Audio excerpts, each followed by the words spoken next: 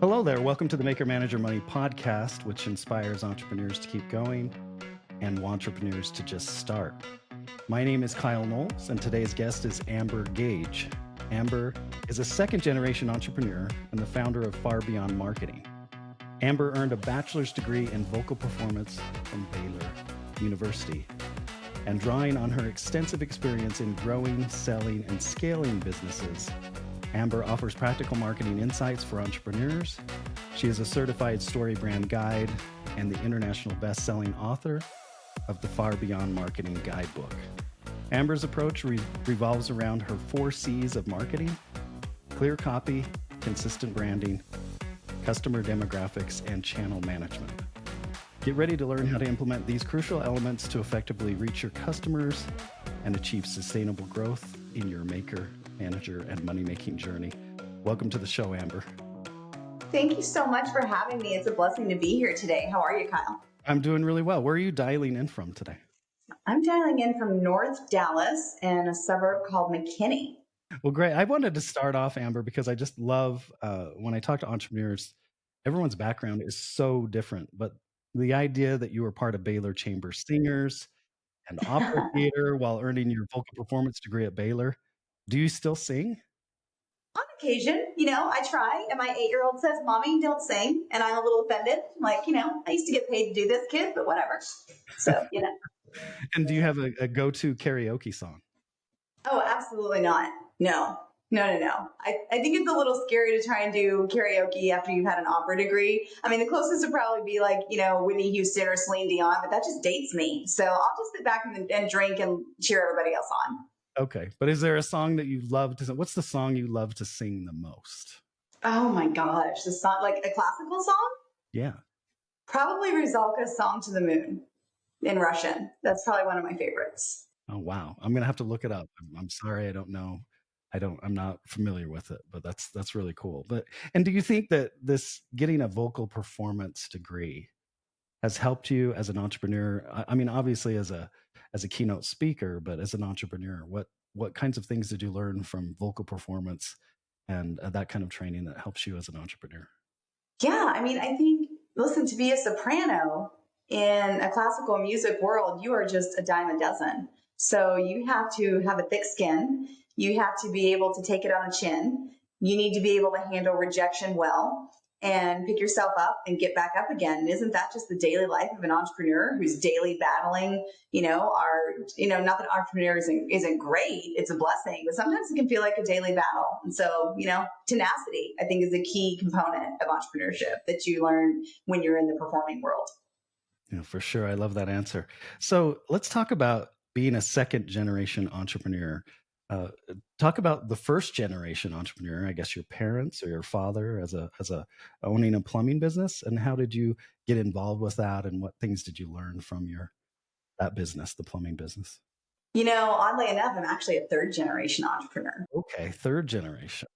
Yeah. So my grandparents on both sides of the family were very entrepreneurial. On my mother's side of the family, her father was a television repairman. He had a clacker factory. He did not go to university. My mother was the first in her family to go to university. And so he was always providing for his family through entrepreneurship. On my father's side of the family, he was a very hardworking, industrious man who would fix cars and flip real estate. And then for my parents, I grew up in a home services business. And so my parents ran plumbing, HVAC, electrical, roofing, pest control, all kinds of home services businesses. And then I was privileged to be homeschooled during those times. And so actually finished high school at 16. And half of my day and part of my education was working in family businesses, and the other half was getting schoolwork done. So it was absolutely trial by fire. It was a daily part of our lives for many years in the 80s and 90s. Our businesses were in our home, in a spare bedroom. And so, entrepreneurship was just who we were. It was our identity as a family. And then after graduating from Baylor and traveling the world and singing classically, and you realize that you really don't make much money in the arts. It's just not really a thing. You do it because you love it. You don't do it because you're going to get rich. I decided that I wanted to be a mom. And the best way to control my life and my money and my freedom and my time was to start my own business. So I got to do that. and sold my first business within 5 years. I sold it to private equity, then got to scale in private equity and play on a national level. And now I'm back and just loving supporting other entrepreneurs to help them achieve their goals. That's really awesome. So let's talk about the business that you started then. What was that business, and how did you grow it, and how did you eventually sell it? So that business was a lead generating company on behalf of home services all across the United States of America. It was based on direct mail. It was a licensing agreement. And we had over 2.5 million guidebooks across the United States, and we were paid for lead generation. And so we started with no clients, no customers, no employees. Like I said, scaled it in 5 years and then flipped it. And it still is in existence today. It's a great profitable business model so that home service providers can get leads from highly vetted homeowners. And that was a great foray into starting a business from scratch, growing it and flipping it. It could be a bug. It could absolutely be addicting if you wanted it to be. It's awesome, and I'm sure that you learned so many valuable lessons when you were working for your parents' business, because Mhm. you get those opportunities. I mean, you have immediate feedback. Like when you're working in the corporate world, you don't get that immediate feedback, or kind of the full circle of how to, generate a lead or have a customer come in, retain that customer. What were some of the things you learned working for the family business, and then what were some of the things you learned when you started your own business that were different? Sure. Well, working for the family business, you also have to have a very thick skin. When you work with older brothers, cousins, uncles, aunts, and parents, there is no one sugarcoating your failures. So let's just be honest about that. So family business is hard for anyone listening. Buck up, Chuck. But it prepares you for life in the corporate world. My father used to say, if you can work for me, you can work for anyone. And that's true. It makes you tough. So I think learning the foundations of business. One of the benefits of working in a family business is you are exposed to every area of the business. You have to work with accounting. You work in customer service. You work in operations. You work the phone system. You work in marketing. So it was a very holistic, hands-on, almost internship type of 24/7 education. I think when you transition to the corporate world, you're expected to specialize. And the breadth and knowledge that you bring from your experience certainly shapes how successful you can be as a specialist. But the invaluable opportunity to understand a business from soup to nuts, if you will, is, I think, one of the greatest gifts that we can give ourselves as entrepreneurs. Okay. And so after you graduated and you were singing professionally, it sounds like, and you were Mhm. traveling, what was the aha moment where you were like, no, I'm going to start my own business? It really wasn't. It was an aha moment when my mother called me and said, "Hey, our call center manager just quit, and you're the only one that's tough enough and has the experience to come do the job. Get your ass up here." And it was like, okay. At the time, I was engaged to be married and I needed stable income. And I remember my mother saying, "Guess what? I'm literally throwing you to the wolves. This is the worst job in the entire company. Have fun." And so when you're young and you're hungry and you're desperate, you go back and you just make it work because you have the energy and the drive to do it. And that it was probably about 8 years from being back in the family business when my father called me into his office and said, "We're going to start a marketing company. You're going to run it. Have fun with that." And so that was really what became my entrepreneurial journey of the company that I ultimately owned, built, and sold. Was School of Hard Knocks was just kind of forced upon you. And it worked out great, worked out for the best. And then once you sold the business, did you have to stay on for a I little while did. to kind of help them transition? And then Yeah. why did you decide to start another marketing business? I love marketing. Marketing is the greatest blend of analytics and creativity. It is always changing. It has a profound impact on the operational goals of the business. It marries well with operations. And with the advancement of AI and with the collaboration that it offers with vendor partners and team members, I just can't imagine any other part of business that I love more than marketing. So yeah, that's why I decided to do it again. And also as a third generation entrepreneur, I wanted to help my people. I wanted to go back and support other entrepreneurs with their goals. And marketing is a fuel in the engine that helps people get the revenue they need to meet their goals. All right. I love that answer. So as far as marketing goes, I know a lot of people are confused between marketing and sales. How do you put a line in the sand between those two, I guess, functions, marketing and sales? Yeah, well, sales closes the deal, marketing hands them the leads. So that's how I like to see it. Marketing is the sales funnel that happens behind the scenes. It's the components that bring in the opportunities. Sales is the tip of the spear. I like that analogy. What are some of the AI workflows and tools that you've adopted and use day to day? Well, we're actually partnering with an R&D company to create our own AI-based project manager who can handle up to 1 million clients, if you can believe it. With the incredibly challenging nature of people needing answers now, it is also one of the hardest things to do to recruit high quality people to serve your clients. And so we are creating an AI persona. I think we named her Sparky. I don't even know if we've settled on her name yet, but she is going to take our inbound information, parlay it into our project management platform, parlay that into emails and tasks and deployments, and then actually direct our fulfillment staff to serve our customers more efficiently. So we're really excited about that. Oh, that's awesome. And then far beyond marketing, how did you come up with the name Far Beyond Marketing? I was sitting in church one day and I was praying about what this business needs to be and what my legacy needed to be. And my life verse is Ephesians 3:20 and 21. And it's that God can do exceedingly abundantly beyond what we could hope, ask, or imagine. And I like to talk a lot and I can hope for a lot and I can ask for a lot. So that felt like a really big promise. And when I was sitting there, I just thought, you know what? If we can go far and above and beyond what people's expectation is for a marketing agency and we can help them win, then that ultimately embodies our goal of being servant leaders in entrepreneurship and in business. And it just stuck. It just felt right. That's awesome. And when you started, was it just you initially that started the company? And Yeah, then and were you just offering consulting services for marketing for different companies? Is that the I initial? was. So you were a solopreneur first, Mm-hmm. and then as more and more clients and leads came on, you had to hire people to kind of help manage the day to day and servicing clients. And when did you decide to write a book?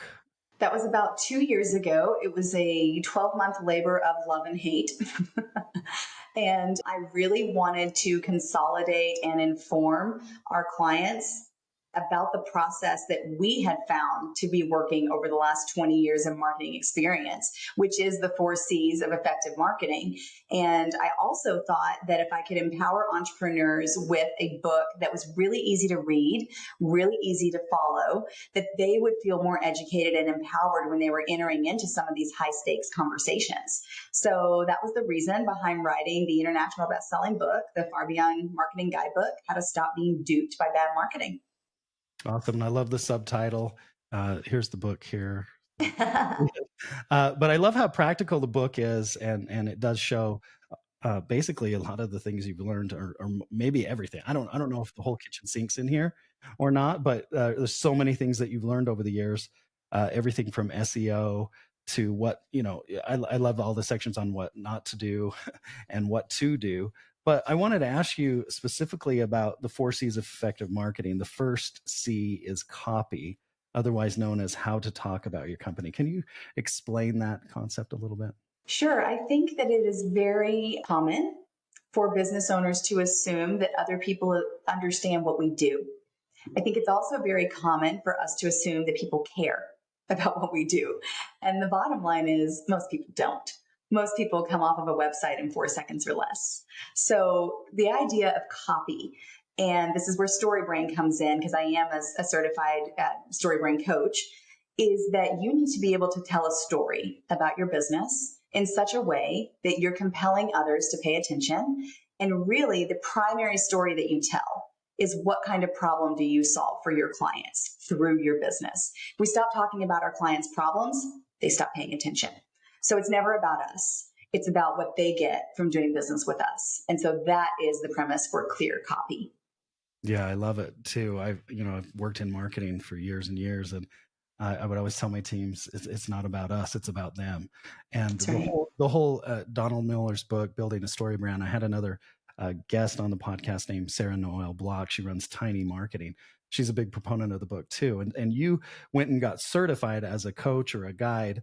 And what's interesting about building a story brand is that the hero of the story is the customer. Always. And the company is the guide.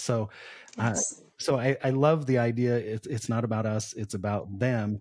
And so with the storytelling and copy, just making sure that the customer is always front and center as that hero. Yeah. And you're just Yeah. going to help them achieve their goals. Anything else you want to talk about on the first C, copy? I just think it's very tempting for us to talk about ourselves, even at a cocktail party. But really, everyone wears an invisible sign that says, make me feel special. So if we understand that our brains are wired to do two things, survive and thrive, then the more we lean into how we help other people succeed, the more interesting we become to them and indispensable. When I think about so many brands that get this wrong, and a lot of small to medium businesses especially, but I've even seen billion-dollar brands where they're posting things on their profile that are about themselves. They're at a conference, Yes. they're here or there, but it has nothing to do with the customer. So I love this approach, and that you're story brand certified. What is the process, I guess, to become a certified coach? What does that story brand certification look like, and how does someone get that? Well, I did it 5 years ago, so I'm sure things have changed since then. But at the time, it was absolutely an intensive few days of training there at the headquarters at Goose Hill. And you are trained with the staff. You will have to understand and be able to produce the methodology and train others in it as well. The program has certainly evolved over the last 5 years to now encompass other certifications as well. But yeah, we had to understand how to create a wireframe. We had to understand how to tell a story. We had to break down the components of the 7-part framework. We had to learn from the best. We had to critique each other. It was a wonderful collaborative community of very talented entrepreneurs, solopreneurs, marketers, advisors, and I've never regretted the investment. That's really cool. And my understanding is there are only about 500 in the United States. There's only 500 of us about globally. Yeah. Well, that's really cool. So let's talk about the second C of your 4 C's of effective marketing: consistent branding, otherwise known as why your visuals matter. Yeah. Your visuals matter because it's how they make people feel when they're ready to do business with you.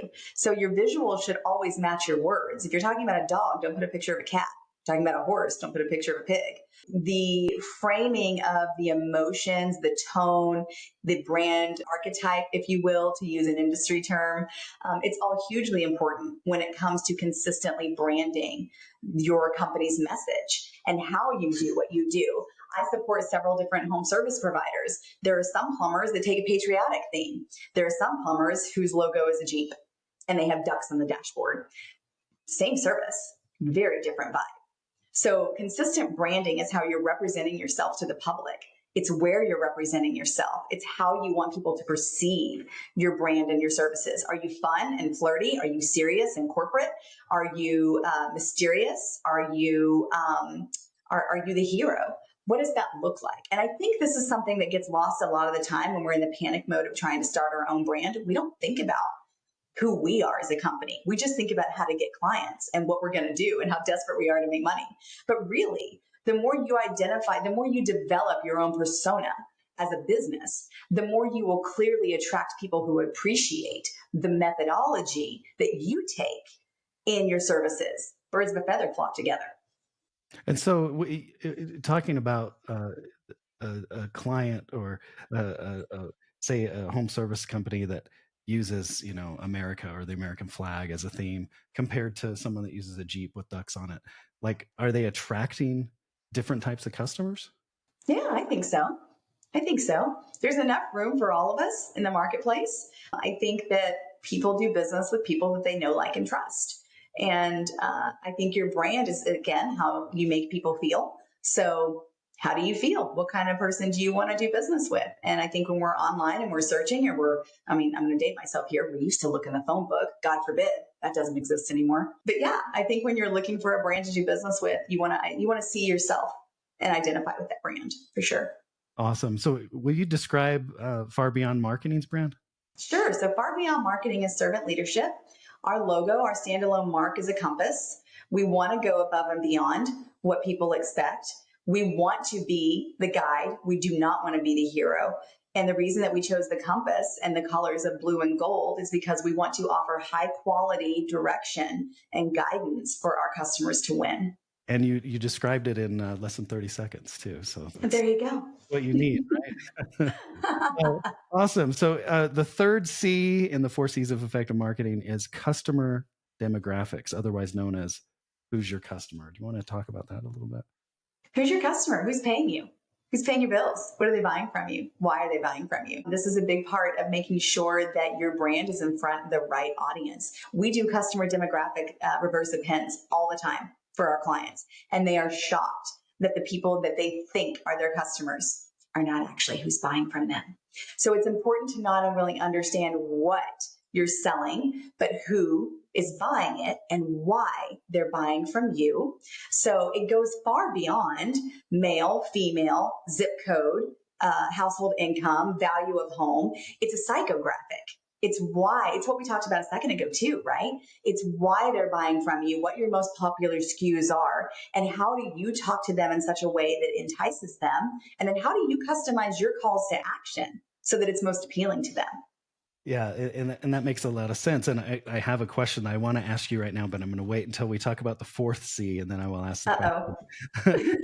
So you don't skip ahead if I ask the question and I'm wrong. So the fourth C, channel management, otherwise known as how and where to sell your services. If you have a turn 'em and burn 'em approach, you won't stay in business very long. So how and where to sell is, again, positioning yourself in front of the right customer. It's knowing what upselling opportunities exist. And it's knowing what processes and procedures you need to have in place operationally and even in your marketing sales funnels so that you are constantly staying in front of your customers, so that you're constantly offering them something of value, so that you're keeping that tenacious relationship in place rather than having to go out and get a new customer. We both know as marketers, it's a lot more expensive to go mine for a new customer than just upsell a current customer. Right. Right. I agree. So now the question I wanted to ask, because I have an idea of what my answer would be, but I want to ask you.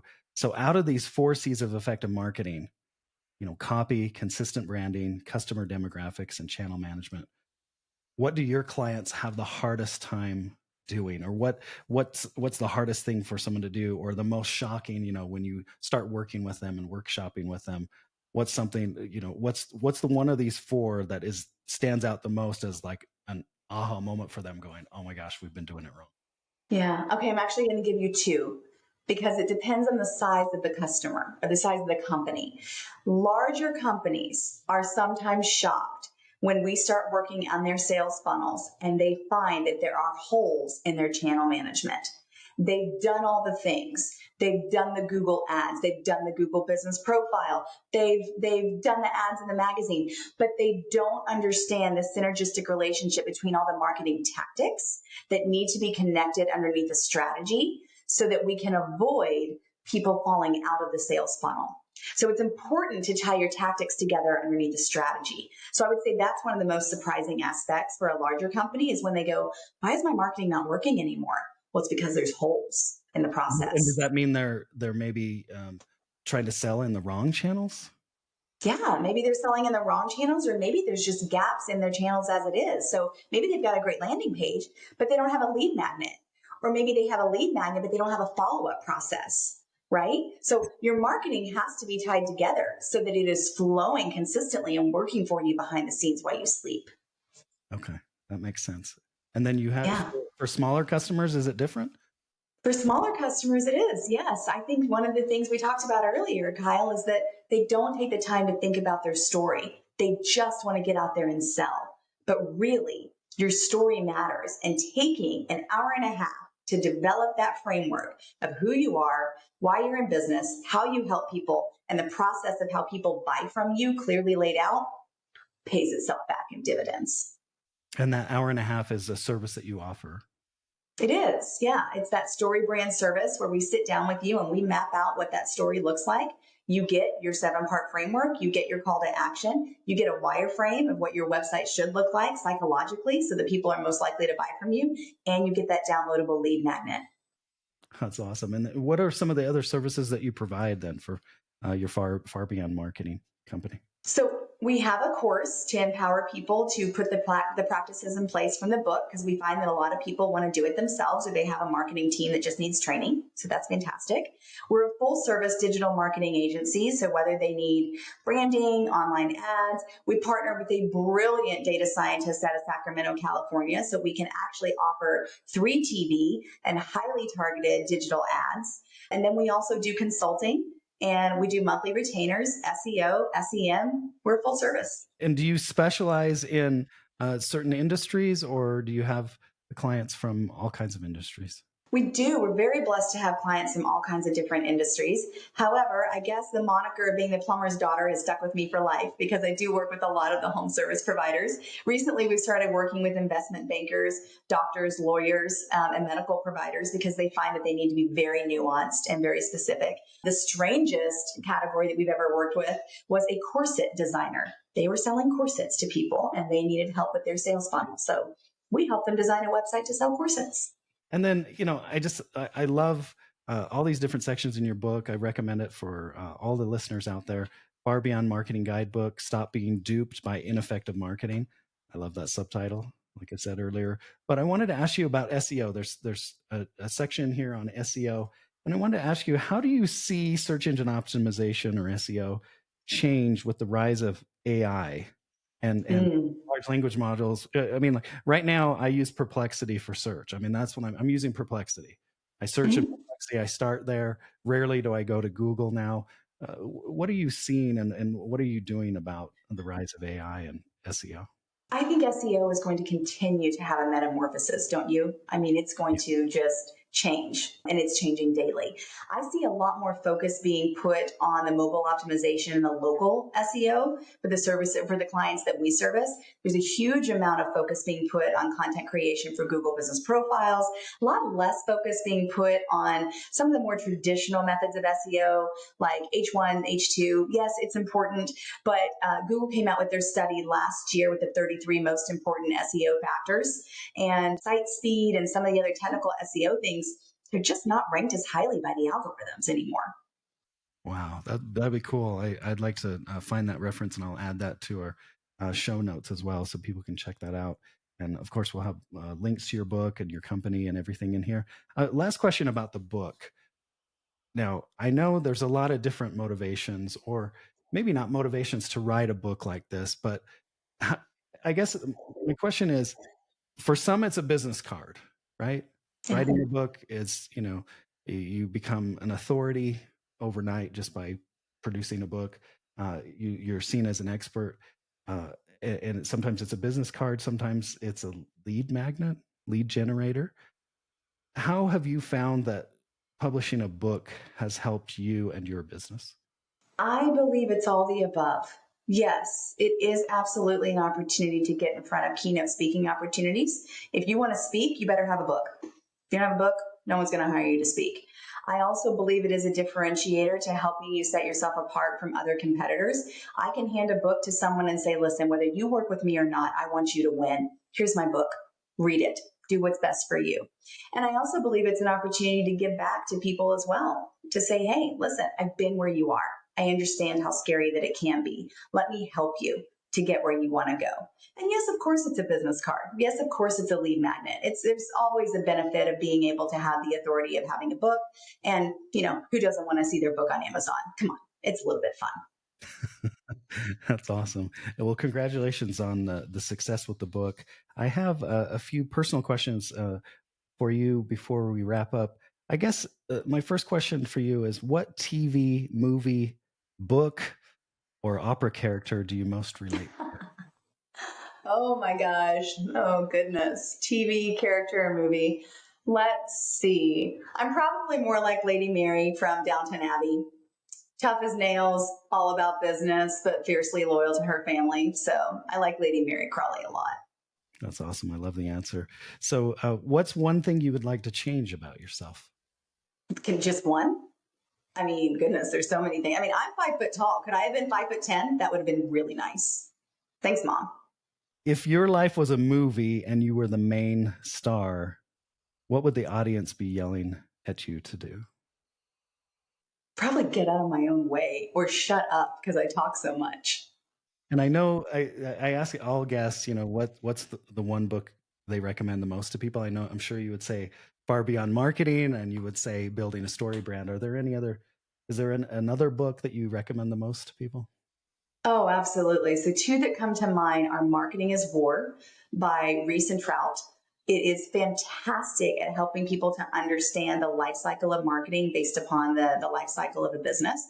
Hugely valuable. When I was in private equity, I made my entire team read it.